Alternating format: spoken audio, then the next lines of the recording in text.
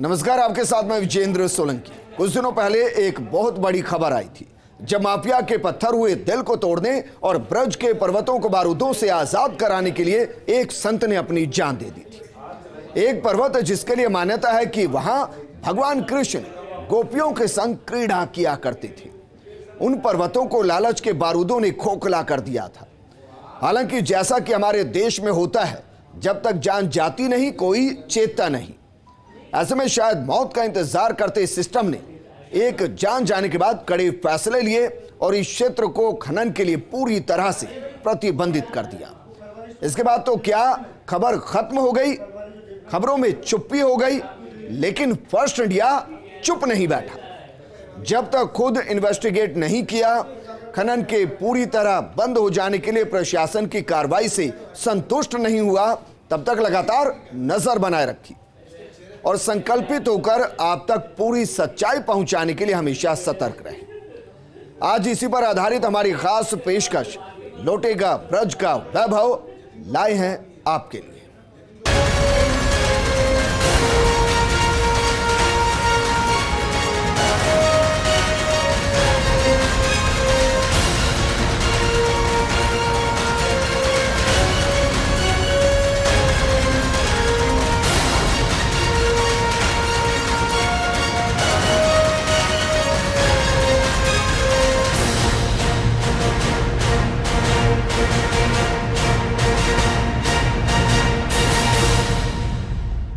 भगवान श्री कृष्ण और उनकी लीलाओं का उल्लेख जहां भी होता है, वहां ब्रज भूमि का जिक्र जरूर होता है।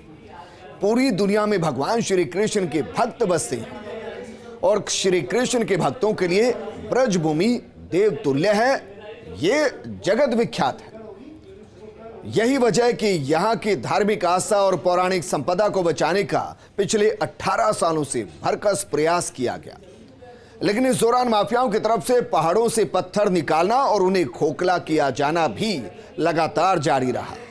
समय के साथ हर दिन और मजबूत होता गया माफिया इन पहाड़ों को निगलता चला गया। ऐसे में यदि अब सरकार ब्रज क्षेत्र के आदि बद्री और कांकाचल पर खनन रोकने का निर्णय नहीं करती, तो आने वाले कुछ सालों में दोनों पर्वत साफ हो जाते। ये हम नहीं कहते, बल्कि ये कहना है उन पुलिस अधिकारियों का जिन्होंने इन पर्वतों की सुरक्षा का जिम्मा संभाल रखा। आइए आपको दिखाते हैं फर्स्ट इंडिया टीम के ग्राउंड जीरो से यह खास रिपोर्ट।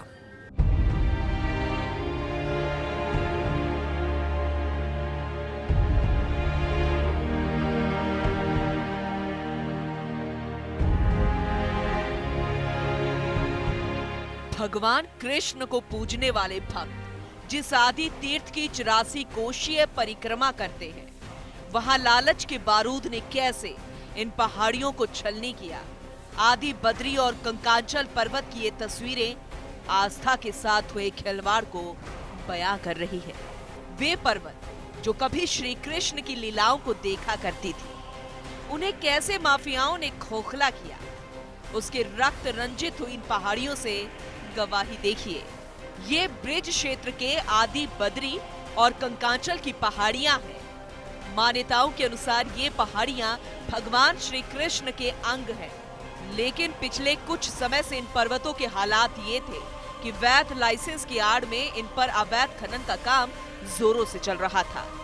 आलम ये था कि 18 साल से चला आंदोलन उस समय समाप्त हुआ जब एक साधु की मृत्यु ने सिस्टम को नींद से उठाया था। पसोपा गांव में साधु संतों ने करीबन 555 दिन आंदोलन भी किया।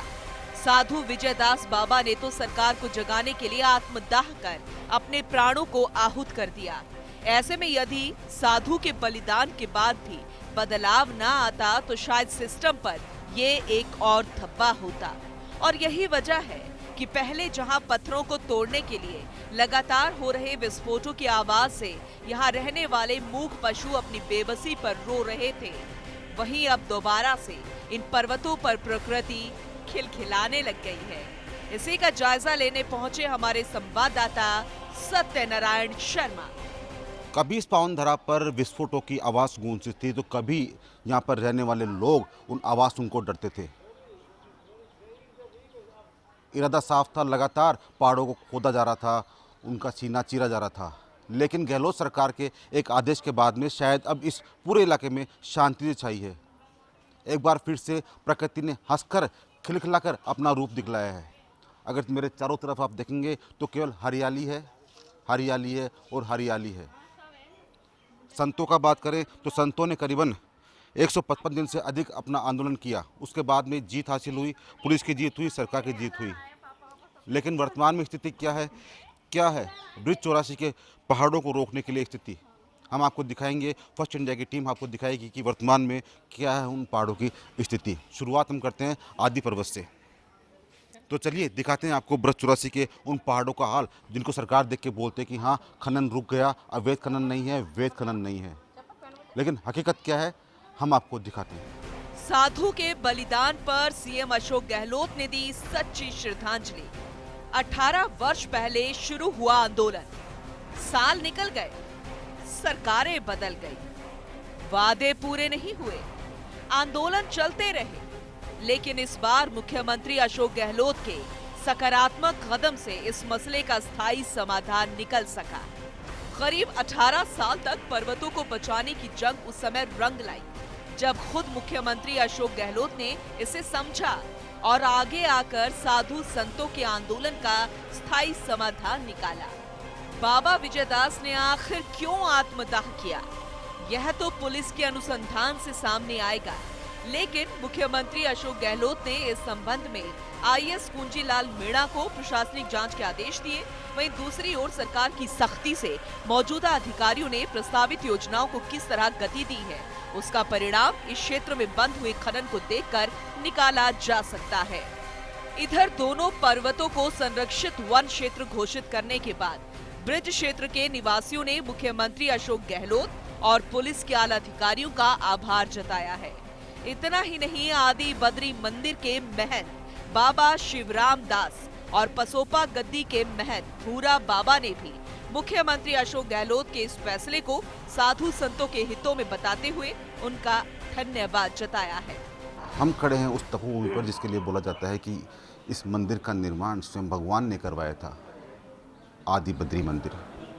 यहीं से इस पूरे आंदोलन की शुरुआत हुई।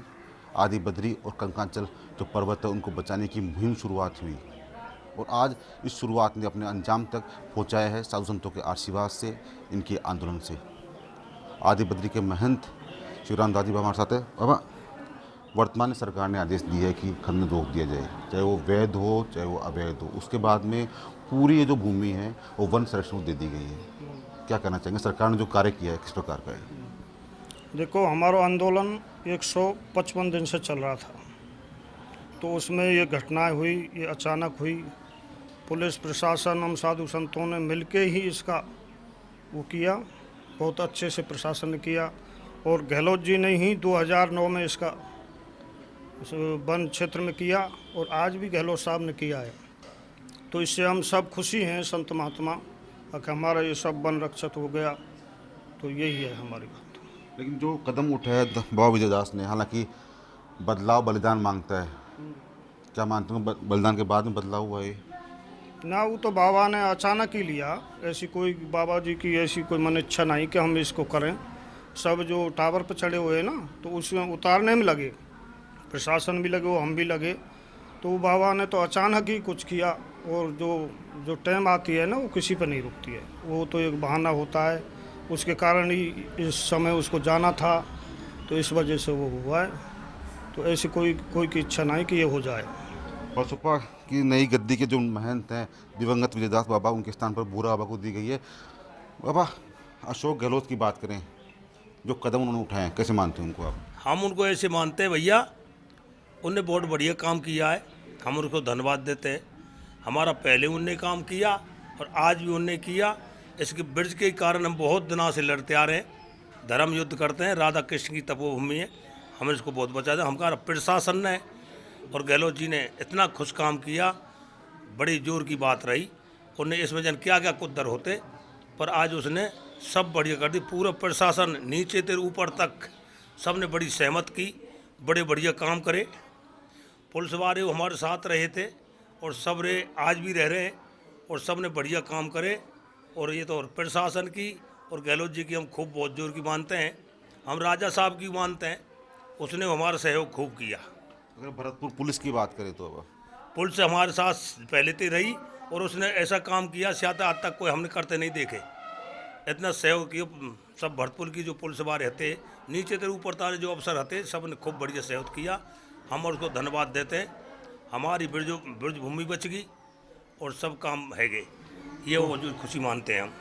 धन्यवाद देते हैं। हालांकि दिखाना चाहेंगे आपको, ये वो प्राचीन मंदिर आदि बद्री धाम है जो कि भरतपुर के डीग इलाके में स्थित है। काफ़ी मान्यता का मंदिर, हालांकि पट इसके भी बंद है, लेकिन थोड़ी देर में जब पट खुलेंगे तो हम दर्शन भी आपको कराने का प्रयास करेंगे। लेकिन फिलहाल जो हमारी बात हुई साधु संतों का साफ कहना है कि मुख्यमंत्री अशोक गहलोत के जो सकारात्मक कदम हैं उसी वजह से शायद इन पर्वतों को आज बचाया जा सकता है। उम्मीद करते हैं सरकारें इसी प्रकार से साधु संतों का मान का ध्यान रखेगी, उनकी जो मांगे हैं उनको मानेगी, जिससे कि आगे भी हमारी जो सभ्यता संस्कृति है वो कहीं ना कहीं बची रह सके। वहीं अब आदि बद्री और कंकांचल पर्वतों को संरक्षित वन क्षेत्र में लेने की सरकारी घोषणा के बाद अब स्थानीय पुलिस एवं प्रशासन ने भी अवैध खनन की कमर तोड़ने की पूरी तैयारी कर रखी है और माफियाओं की कमर तोड़ने के लिए लगातार कार्रवाई जारी है। फर्स्ट इंडिया न्यूज के लिए सत्यनारायण शर्मा के साथ निर्मल तिवारी की रिपोर्ट। लौटेगा ब्रज का वैभव, ये कहानी अभी और बाकी है। एक छोटे से ब्रेक के लिए रुक रहे हैं, जल्द हाजिर हो।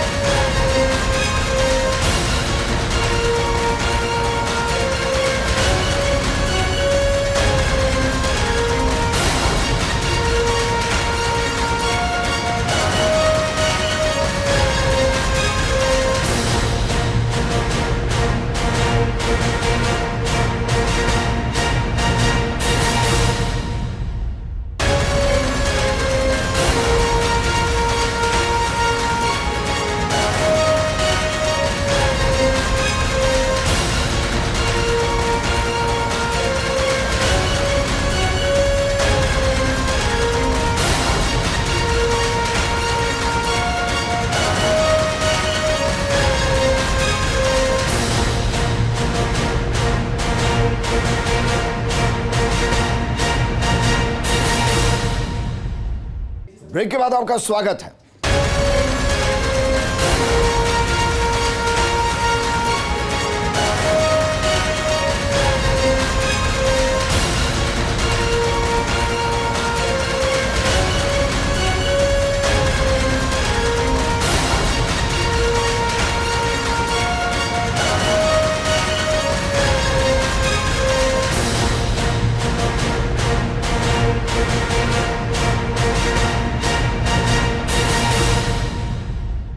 धर्म के नाम पर, आस्था के नाम पर हर राजनेता खूब वोट बटोरता है, लेकिन धन का धर्म क्या किसी आस्था से बड़ा हो जाता है? यह सवाल इसलिए क्योंकि एक आंदोलन जो एक पर्वत को बचाने के लिए, आस्था को बचाने के लिए पिछले 18 सालों से चला। कई सरकारें आई, कई सरकारें चली गई, लेकिन शायद किसी ने ठोस कदम नहीं उठाया और बाबा विजयदास ने सरकारी सुस्ती और खनन के आगे हताश होकर खुद को ही आग लगा दी। इस रिपोर्ट में दिखाते हैं आपको पूरी कहानी। तारीख याद कीजिए, 20 जुलाई, बाबा विजयदास ने सिस्टम से मानी हार, खुद को लगाई आग। 23 जुलाई, सफदरजंग अस्पताल में इलाज के दौरान बाबा विजयदास का निधन। ये दोनों तारीख कंकांचल और आदि बद्री पहाड़ियों को बचाने के लिए बाबा विजयदास की कुर्बानी को याद करने के लिए हमेशा याद रखी जाएगी। ये वो तारीख है जब बाबा ने सिस्टम से हार मानकर लड़ाई को आखिरी दिशा देने की कोशिश की और नतीजा वही निकला जो बाबा ने सोचा। एक मौत के बाद प्रशासन चेता और खनन पर रोक लगाने के लिए कार्रवाई शुरू हुई और कुछ दिनों इन पहाड़ियों पर माफियाओं की जगह पुलिस का कब्जा हुआ। ब्रज क्षेत्र को रिजर्व फॉरेस्ट में लेने के बाद में हम फर्स्ट इंडिया की टीम पहुंच चुकी है कंकांचल पर्वत। वही कंकांचल पर्वत जिसके लिए साधुओं का लंबे समय तक आंदोलन चला था, इस कंकांचल और आदि बद्री के पर्वतों की सुरक्षा के लिए। जब हमने यहाँ के देखा तो वास्तव में पता पड़ा कि फ़िलहाल ये स्थान पुलिस ने अपने कब्जे में ले रखा है। मशहूर इसलिए है क्योंकि जो पत्थर है वो बिल्कुल नीला पत्थर है, काफ़ी मशहूर पत्थर है और कहते हैं कि ये पत्थर पानी में भी ख़राब नहीं होता। क्योंकि साधु संत और ब्रज चौरासी के जो लोग हैं वो इन पत्थरों को भगवान कृष्ण का ही एक अंश मानते हैं और शायद इसीलिए वो इसको संरक्षित करने की कई वर्षों से मांग कर रहे थे। लेकिन आज जब हमने इस पर्वत पे आके देखा तो पता पड़ा कि जिस खनन माफिया की ये ज़मीन थी, जिसने लीज पे लिया हुआ था, उसने इस पूरे इलाके को समतल कर दिया है और जो पहाड़ सामने देख रहे हैं उनको भी कहीं ना कहीं इन मशीनों ने खोखला कर दिया है। रिजर्व फॉरेस्ट में आने के बाद में जो नियम कहते हैं कि यहाँ से अब एक पत्थर तो बहुत दूर की बात है, एक छोटी सी कंक्रीट भी कोई व्यक्ति अपने साथ नहीं ले जा सकता। अगर वो ले जाएगा तो उसको कहीं ना कहीं उसको कानून का सामना करना पड़ेगा, उसके खिलाफ मुकदमा दर्ज किया जाएगा। हकीकत ये है कि अब हर पहाड़ी पर हम दिखाना चाहेंगे आपको कि सुरक्षा के लिए पुलिस कर्मियों को तैनात किया गया है। हथियारबंद जवान यहाँ पर तैनात रहते हैं 24 घंटे। इतना ही नहीं, ड्रोन के द्वारा भी नज़र रखी जाती है। मेरे साथी गिरीश जो मेरे साथी हैं उनको बोलूँगा कि वो पीछे की तरफ दिखाएंगे कि पीछे भी जो जाप्ता है वो तैनात है ऊपर, जिससे कि वो यहाँ पर किसी प्रकार की हरकत ना हो, खनन माफिया यहाँ पर दोबारा अपना कार्य शुरू न कर सके। हालात ये है कि अब अगर बारिश भी आ जाए तेज़ गति से तो ये पर्वत अपने आप ही टूट के नीचे गिरने लग जाए, क्योंकि जिस प्रकार का खड्डा इन्होंने यहाँ पर किया है, जिस प्रकार की ज़मीन को इन्होंने समतल की है, वो ज़मीन अपने आप का जो दर्द है वो बयां करती है। देखिए जिस प्रकार से पूरा इन्होंने पर्वत को खोद के एक समतल पठार बना दिया है। लगातार 24 घंटे वो मशीनें चल रही थी और पर्वत का पत्थर तोड़ने के बाद में उसकी गिट्टी बनाई जा रही थी। लेकिन फिलहाल वर्तमान की बात करें तो वर्तमान के अंदर खनन पूरी तरह से रोक दिया गया है। अवैध खनन या वैध खनन, दोनों ही प्रकार के खनन यहाँ पर नहीं हो पा रहे हैं। पुलिस अधिकारी यहाँ पर तैनात रहते हैं, उनसे बात करने का प्रयास करेंगे और समझेंगे कि कितनी इलाके में कितने इस प्रकार के खानों पर उन्होंने कार्य किया है और जो हथियारबंद जवान हैं वो किस प्रकार से अपने जिम्मेदारी को निभाते हैं। खुद रघुवीर सिंह जी एसपी साथ हैं। सर, वर्तमान में और पहले में कितना अंतर देख रहे हैं आप, क्योंकि आप लगातार लंबे समय से इन इलाकों में रहे हैं? पहले यहाँ ट्रक से ट्रक जुड़ा हुआ रहता था, LNT का गर्जना थी और काफ़ी लेबर रहते थे। मगर आप देख रहे हैं जब से ये जो उसको वन क्षेत्र घोषित किया गया है उसके बाद 10 तारीख के बाद एक नोटिफिकेशन हो रहा है, संरक्षित वन क्षेत्र घोषित कर दिया गया है। बिल्कुल मशीनों का शोर थम गया है, सारा जो खनन कार्य है वो बिल्कुल बंद है और जो ट्रकों की आवाजाही और किसी तरह के साधनों की वो बिल्कुल बंद है और वीरान हो गया है यहाँ। सर, रिजर्व फॉरेस्ट और फॉरेस्ट में अंतर समझ जाएंगे आपसे? रिजर्व फॉरेस्ट वो होता है जिसमें कोई भी किसी भी तरह की कॉमर्शियल गतिविधि नहीं हो सकती। जैसे आप कोई फॉरेस्ट एरिया, उसमें कुछ गांव वालों के अधिकार होते हैं, जैसे सरबोजे से सामान ले जाना, लोकल लकड़ी अपने जलाने के लिए जा सकते हैं, या और थोड़ा बहुत उसको कुछ राइट्स होते हैं उनको घास खोदने का और है।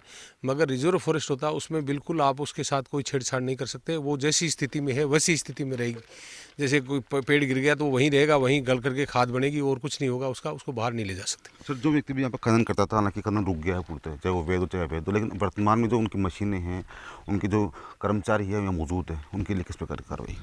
इसमें यहाँ इनका पहले पेट्रोल पंप था वो हट गया है, मशीनें भी काफ़ी कुछ चली गई है, मगर ये बहुत लंबा चौड़ा इनका सेटअप था वो धीरे धीरे अब ले जा रहे हैं।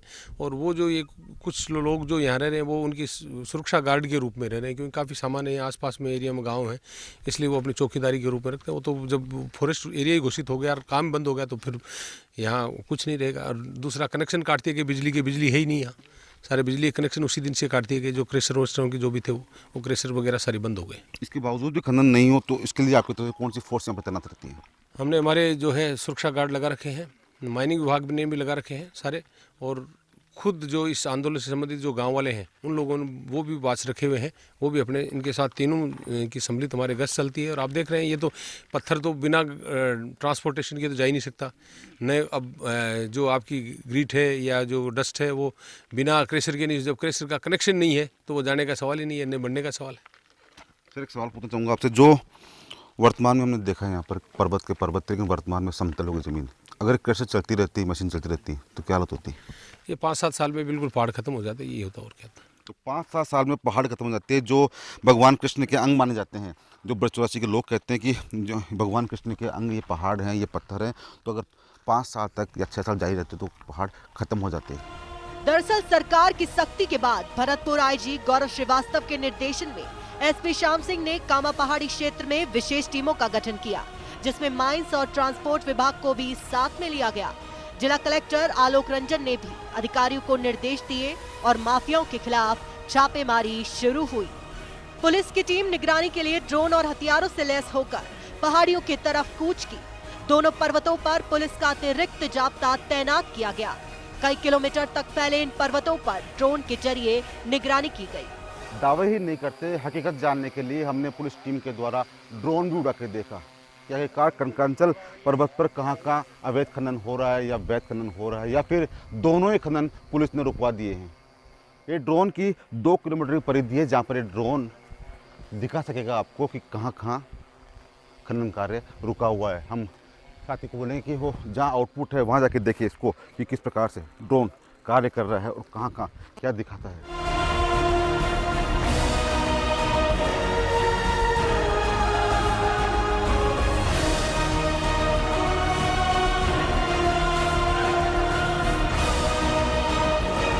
हमारा उद्देश्य ये नहीं है कि हम अफवाह फैलाएं, बल्कि हमारा उद्देश्य है कि पुलिस क्या काम करती है ये हम दिखलाएं। करीबन 2 किलोमीटर की यात्रा करने के बाद ये ड्रोन आ चुका है, लेकिन 1% कहीं पे हमको दिखाने की कोई वैध या अवैध खनन हो रहा है।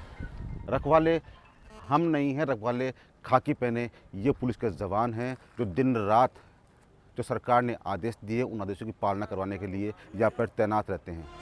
वहीं खनन माफियाओं की कमर तोड़ने के लिए सरकारी आदेशों के बाद अब पुलिस प्रशासन भी एक्शन में आ गया था। भरतपुर हो या धौलपुर, हर जगह पुलिस ने सख्ती बरती। पर्वतों को बचाने और अवैध खनन को रोकने के लिए पुलिस ने हर जरूरी कदम सख्ती से उठाए। राज्य सरकार के निर्देशानुसार, पीएचक्यू के आदेश अनुसार अवैध खनन के खिलाफ धौलपुर पुलिस लगातार कार्रवाई कर रही है। इसमें काफ़ी सारी मात्रा में हाइड्रा, एलएनटी और ट्रैक्टर जो इसके काम आते हैं उनको जब्त किया गया है।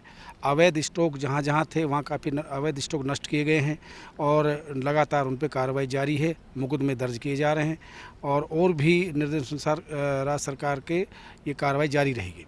रात को अब वर्तमान में जो बारिश का मौसम है इस समय कम है, बाकी रात को भी हम नाकाबंदी करके रोकते हैं उनको। इनके एसआईटी भी बनी हुई है, उनका भी सहयोग लेते हैं और एसआईटी के अनुसार काम करते हैं। अभी फ़िलहाल रात को कम है।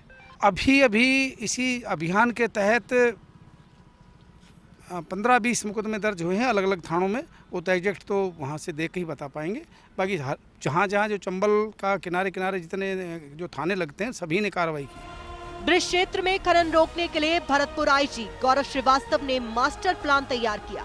आईजी गौरव श्रीवास्तव ने विश्वास दिलाया कि पुलिस शहरों के साथ साथ पहाड़ों को संरक्षित और सुरक्षित करने के दायित्व का निर्वहन और मजबूती से करेगी। अवैध खनन रोकने के साथ साथ खनन किए पत्थरों और सैंड के ट्रांसपोर्टेशन पर भी कड़ी नजर रखी जाएगी।